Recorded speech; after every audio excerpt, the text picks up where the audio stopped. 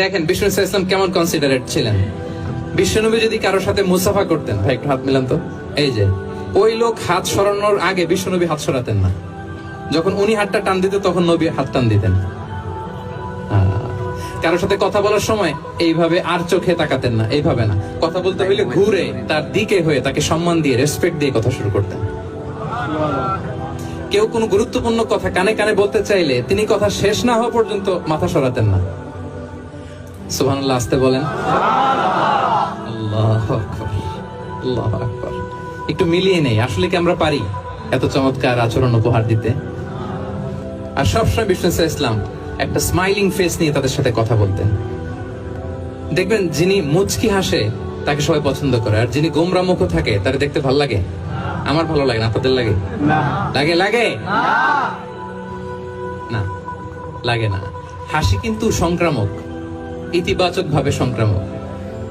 আপনি হাসলে দেখবেন হেসে হেসে কথা বলে যার সাথে বলতেছেন তারও একটা হাসি। আপনি গোমরা মুখ থাকলে ওই ব্যক্তিও গোমরা মুখ, ঠিক কিনা বলেন? এবং মুচকি হাসলে স্বাস্থ্য ভালো থাকে, মানসিক স্বাস্থ্যের সাথে এটা সম্পর্ক আছে। মুচকি হাসবেন। মোবাইল বন্ধ করবেন। এই যে খুব দায়িত্বশীলতার সাথে উনি মুচকি হেসে হেসে ভিডিও করতেছেন। প্রিয় ভাইরা, মুচকি হাসবেন। বিষ্ণু বলেন তাবাসসুমুকা ফি ওয়াজহি আখিকা সাদাকা, you smile to your brother, it's a charity. তোমার ভাইয়ের দিকে তাকিয়ে তুমি যে মুচকি হাসো, এটা সাদাকা দেওয়ার সওয়াব কামিয়ে ফেলো তুমি। সুবহানাল্লাহ। এবং সাহাবারা বলতেন মা রাআইতু আহাদান আকসারা তাবাসসুমান মিন রাসূলিল্লাহ সাল্লাল্লাহু আলাইহি ওয়াসাল্লাম। বিশ্বনবীর চাইতে বেশি কাউকে আমরা কোনোদিন মুচকি হাসি দিতে দেখিনি। সুবহানাল্লাহ। মুচকি হাসেন তো আপনারা? হাসি তো গোমরা মুখ করে রাখছেন কেন?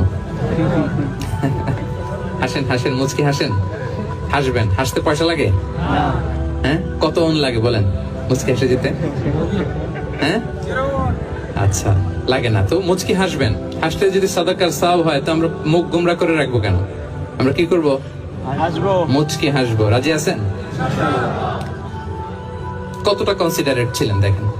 এক বেদুইন, অক্ষর জ্ঞানহীন মানুষ, সভ্যতার ছোঁয়া তার মধ্যে লাগেনি। সে মসজিদে নববীতে ঢুকে একবার মসজিদে নববীর মাঝখানে পেশাব করা শুরু করলেন। কি করা শুরু করলেন? কোথায়? টয়লেটে? কোথায়? ইসলামের সবচাইতে দ্বিতীয় সবচাইতে পবিত্র জায়গা বিশ্বনবীর মসজিদের মাঝখানে। সাহাবারা তাকে মারতে উদ্ধত হলেন। বিশ্বনবী বললেন দাও, থামো থামো, এই থামো থামো। কারণ প্রস্রাব করার সময়, টয়লেট করার সময় হুট করে কাউকে ধমক দেওয়া যায় না, ডাকা যায় না, দরজায় বড় নক করা যায় না, নক করা যায় না। করলে তার ক্ষতি হতে পারে, এটা করবেন না। বিষ্ণু বললেন দাউ ওয়া হারিকু আলা বাউলিহি সাজলান মিন মা।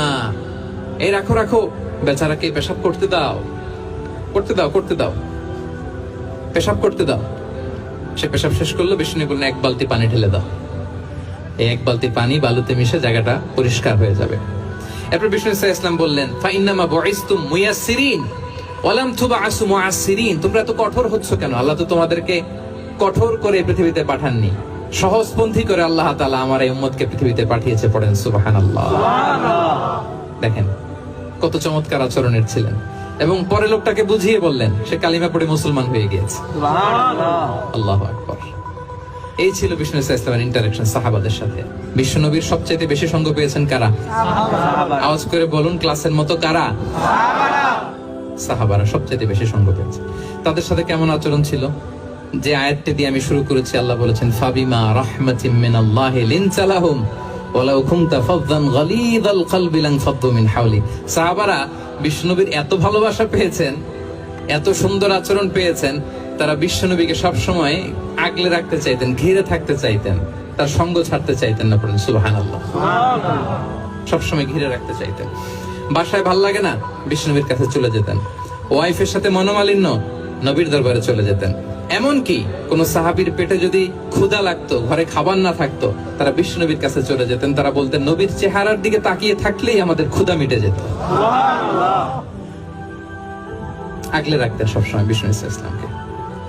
এবং সাহাবাদের জন্য তিনি দোয়া করতেন প্রাণ ভরে। প্রিয় ভাইরা, দোয়া চাওয়া, দোয়া করা দুটোই সুন্নাহ।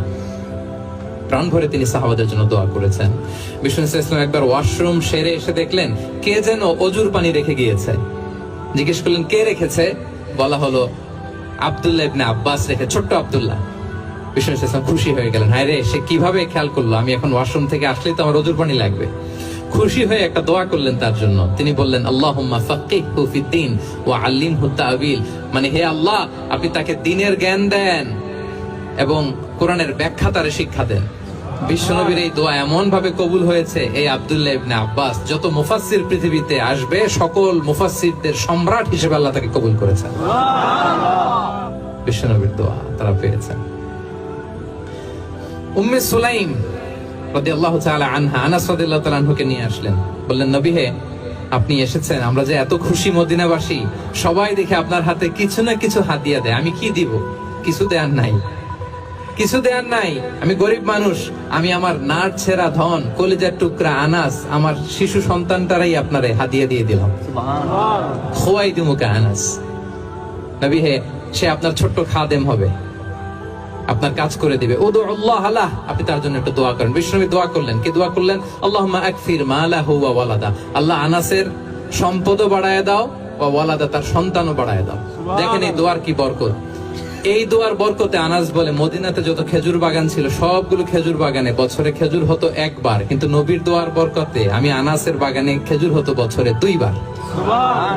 আর উনার সর্বসাকুল্যে ছেলে মেয়ে ছিল, কোন বর্ণনায় 78 জন, কোন বর্ণনায় 80 জন। আমাদের পুরো বংশে আছে 80 জন, কথা বলেন, আপনার পুরো গোষ্ঠীতে 80 জন আছে। ওনার শুধু ছেলে মেয়ে, একজনের ছেলে মেয়ে কয়জন? 80 জন। বিশ্বনবীর দোয়া কি ইন্টারেকশন দেখেন, একজন ট্রু লিডারের কি বৈশিষ্ট্য। তিনি সাহাবীদের ভালো গুণ দেখলে তাদেরকে উৎসাহিত করতেন, ইন্সপায়ার করতেন, প্রশংসা করতেন। আবু মুসা আল-আশআরী রাদিয়াল্লাহু তাআলা আনহু, তিনি রাত জেগে চমৎকার কণ্ঠে তেলাওয়াত করতেন। একদিন তার ঘরের পাশ দিয়ে বিশ্বনবী যাচ্ছিলেন, পরের দিন বললেন, আবু মুসা, আমি কিন্তু তোমার কণ্ঠ শুনেছি, বড় সুরেলা গলা তোমার। লাকাদ উতিতা মিজমারান মিন মাজামিরি আলি দাউদ, দাউদ নবীর গলায় আল্লাহ যে সুরের ঝংকার দিয়েছেন, এই উম্মতের মধ্যে আল্লাহ তোমার গলায় সেই সুরের লহরী ঢেলে দিয়েছেন। সুবহানাল্লাহ। আচ্ছা বলেন, নবী যদি প্রশংসা করে যে তোমার তেলাওয়াতটা খুব সুমধুর হয়েছে, তার কেমন লাগবে বলেন তো? আচ্ছা নবী বাদ দেন, শাইখ আব্দুর রহমান আস-সুদাইস এসে যদি আপনারে বলে, তোমার কণ্ঠ তো বড় মিষ্টি, তোমার কণ্ঠ রেসাইটেশন তো বড় সুন্দর, কেমন লাগবে আপনার? আর স্বয়ং বিশ্বনবী যদি বলে, সুবহানাল্লাহ পড়বেন না? আল্লাহু আকবার। এইভাবে বিষ্ণু ইসলাম সাহাবাদেরকে উৎসাহিত করতেন। মাঝে মাঝে প্রশ্ন করতেন, তাদের অ্যাটেনশন গ্রো করার জন্য তিনি প্রশ্ন করতেন। একবার বলেন দেখি, কে বলতে পারে, ইন্না মিনাশ শাজারি শাজারা লা ইয়াসকুতু ওয়ারাকুহা মাসালুহা মাসালুল মুমিন, একটা গাছ আছে, এই গাছের পাতা ঝরে না, এর দৃষ্টান্ত মুমিনের দৃষ্টান্ত। কে পারো দেখি? কোন সাহাবী পারে না, কারণ তারা ভাবতেছিল দূরের ওই সিরিয়ার কোন গাছ হবে, অমুক জায়গার মরুভূমির গাছ হবে, ঘরের পাশে যে খেজুর গাছ ওইটা আর কেউ পাবে না। প্রশ্ন যেহেতু করছে, এত সহজ উত্তর হইলে তো প্রশ্ন করার কথা ছিল না। তারা এইটা বলে, ওইটা বলে, ক্যাকটাস, গুলমলাতা, ওই গাছ। নবী বলে না, ইন্নাহা আন-নাখলা, এটা খেজুর গাছ। কি গাছ? খেজুর গাছ। তো আব্দুল্লাহ ইবনে ওমর তখন খুব ছোট, তিনি মনে মনে ধরে ফেলছিলেন, কিন্তু ভয়ে বলে না। তো বাসায় যে ওমর রাদিয়াল্লাহুকে বলে, আব্বা আপনারা কেউ পারেন না, আমি তো জানতাম এটা খেজুর গাছ, তো বললা না যে? আব্দুল্লাহ বলে, আপনি পারেন না, অন্যান্য সাহাবারা বাচ্চা ছাড়া কেউ পারে না, আমি কেমনে কই? ওমর রাদিয়াল্লাহু বললেন, আজকে যদি তুমি বলতে পারতে লাল উট পেলে আরবরা যে যত খুশি হয়, আমি তার চেয়ে বেশি খুশি হয়ে যেতাম। সুবহানাল্লাহ। নবীর সামনে আমার বুকটা এত বড় হয়ে যেত। আল্লাহু আকবার। দেখেন, প্রশ্ন ছুড়ে দিয়ে মনোযোগ আকর্ষণ করতেন সাহাবাদের। রসিকতা করতেন মাঝে মাঝে, রসিকতা। এক সাহাবী বলেন, ইয়া রাসূলুল্লাহ, আমার চলতে বড্ড কষ্ট হয়, আপনি যদি দয়া করে আমাকে একটা উট দিতেন, তাহলে আমি রাইড নিতাম এটার উপরে, এটা দিয়ে চলতাম, সফরের কষ্ট কমে যেত। বিষ্ণু বলেন, যাও, ঠিক আছে, তোমাকে একটা উটের বাচ্চা দিব। কি দিব? সাহাবী বলেন, ইয়া রাসূলুল্লাহ, আমি চাইলাম কি আর আপনি বললেন কি? আমার তো লাগবে এমন উট যেটা দিয়ে মরুভূমিতে চলা যায়। বিষ্ণু বলেন, ওই উটটাও তো অন্য কোনো না কোনো উটের বাচ্চা। সুবহানাল্লাহ পড়বেন না?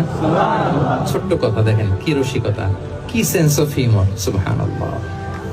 সাহাবীদের সাথে এক কাতারে মিশে কাজ করতেন, নিজ হাতে সাহাবীদের সাথে মিশে কি করেছেন? মসজিদে নববী নির্মাণ করেছেন। 5ম হিজরিতে নিজে মরুভূমির বালু খনন করে পেটে পাথর বেঁধে পরীক্ষা খনন করেছেন সাহাবীদের সাথে। True leader. শুধু তাই নয়, সাহাবারা ভালো পরামর্শ দিলে সেটা অ্যাকসেপ্ট করতেন। আমাদের মধ্যে অনেকের একটা ইগোইস্টিক ঝামেলা আছে, বাড়ির কাজের মেয়ে বলছে, কাজের ছেলে বলছে, এই আমার স্টাফ বলছে, এটা আমি কেন শুনবো? এরকম একটা মেন্টালিটি অনেকের আছে না নাই? অনেক সময় তাদের মধ্য থেকেও ভালো পরামর্শ আসতে পারে না, বলেন পারে কিনা? বিশ্বনবী দেখতেন কেউ ভালো পরামর্শ দিলে সেটা পিক করতেন, নিয়ে নিতেন। বদরের যুদ্ধে মুসলিম সৈন্যরা কোথায় ক্যাম্প করবে, বিশ্বনবী হঠাৎ একটা জায়গায় ক্যাম্প স্থাপনের নির্দেশনা দিলেন। হাব্বাব ইবনুল মুনজির রাদিয়াল্লাহু তাআলা আনহু তিনি বললেন, ইয়া রাসূলুল্লাহ, অনুমতি দিলে একটা কথা বলবো। কি কথা? এই যে আপনি ক্যাম্প স্থাপন করলেন এখানে, এটা কি আল্লাহর আদেশে না আপনার ইচ্ছায়? নবী বললেন, আমার ইচ্ছা, এটা আল্লাহর আদেশ নয়। বিষ্ণু বললেন, তাহলে ঠিক হয় নাই, লোকেশন সিলেকশন ঠিক হয় নাই, তাহলে কোথায়? হাব্বাব বললেন, ইয়া রাসূলুল্লাহ, ওই যে কূপ দেখা যায় ওখানে, দ্যাটস আওয়ার লোকেশন, ওখানে করলে ভালো হবে। কেন? বলতেছে, আমরা ওখানে ব্যারিকেড দিয়ে রাখবো, পানি আমাদের কন্ট্রোলে থাকবে, কুরাইশরা পানির অভাবে যুদ্ধ ছাড়াই মরবে, আমরা পানি খেয়ে যুদ্ধ করবো। সুবহানাল্লাহ বলেন। বিষ্ণুবীর সাথে সাথে হাব্বাবের কথা মেনে নিলেন, বলে যে না, আমি যে ডিসিশন দিয়েছি সৈন্যদের মধ্যে আবার ছড়িয়ে দাও, we should change our location. আল্লাহু আকবার। তাহলে সাহাবাদের সাথে ইন্টারেকশন কি ফ্র্যাঙ্কলি, কি ওপেন মাইন্ডেড, সুবহানাল্লাহ বিহামদিহি।